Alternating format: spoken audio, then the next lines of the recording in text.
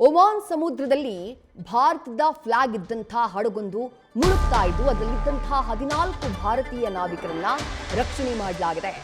Oman ಕರಾವಳಿಯಲ್ಲಿ ಭಾರತದ ಹಡಗು ಮುಳುಗಿದೆ. Virat 1 MSV Virat 1 mechanised sailing vessel Virat 1 Oman ಸಮುದ್ರ ತೀರದಲ್ಲಿ ಮುಳುಗಿದೆ. ಇವತ್ತು ನಡೆದಿರುವಂತಹ ಘಟನೆ ಇದು.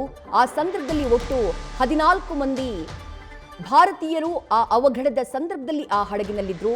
ತಕ್ಷಣ ಸಹಾಯಕ್ಕಾಗಿ ಒಮಾನ್ನ ನೇವಿಯನ್ನ ಸಂಪರ್ಕ ಮಾಡಲಾಗುತ್ತೆ.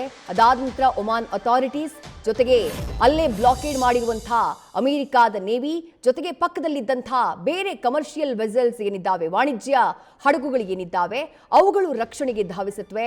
ರಕ್ಷಣೆಗೆ ಧಾವಿಸಿ ಸುಮಾರು 14 ಜನರನ್ನ ರಕ್ಷಣೆ ಮಾಡುವಂಥ ಕೆಲಸ ಆಗಿದೆ. 14 ಜನ ಭಾರತೀಯ ನಾವಿಕರು ಆ ಹಡಗಿನ ಒಳಭಾಗದಲ್ಲಿದ್ದರು.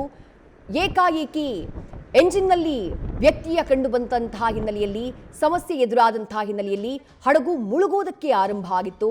ಆತಂಕ ಎದುರಾಗಿತ್ತು. ಸ್ವಲ್ಪ ಹೆಚ್ಚು ಕಮ್ಮಿ ಆಗಿದ್ರು ಹಡಗಿನಲ್ಲಿದ್ದಂತಹ 14 ಭಾರತೀಯರು ಕೂಡ ಜಲಸಮಾಧಿಯಾಗುವಂಥ ಆತಂಕ ಇತ್ತು. ಆದರೆ ಆ ತಕ್ಷಣಕ್ಕೆ ಒಮಾನ್ನ ನೇವಿಯನ್ನ ಸಂಪರ್ಕ ಮಾಡುವಂತಹ ಪ್ರಯತ್ನ ಆಗುತ್ತೆ. ಅಕ್ಕಪಕ್ಕದಲ್ಲಿರುವಂತಹ ವಾಣಿಜ್ಯ ಹಡಗುಗಳನ್ನ ಸಂಪರ್ಕ ಮಾಡುವಂತಹ ಪ್ರಯತ್ನ ಆಗುತ್ತೆ.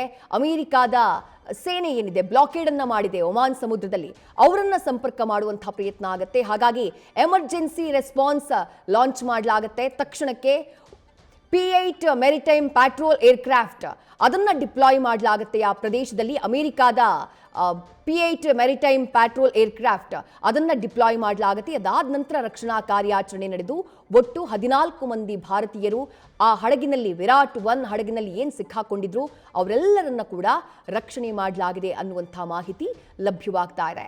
ಆದರೆ ಭಾರತದ ಫ್ಲಾಗ್ ಅನ್ನ ಹೊತ್ತಿದ್ದಂಥ ಆ ವಿರಾಟ್ 1 ಹಡಗು ಸದ್ಯ ಒಮಾನ್ ಕರಾವಳಿಯಲ್ಲಿ ಮುಳುಗ್ತಿದೆ ಅನ್ನುವಂಥ ಮಾಹಿತಿ ಲಭ್ಯವಾಗಿದೆ.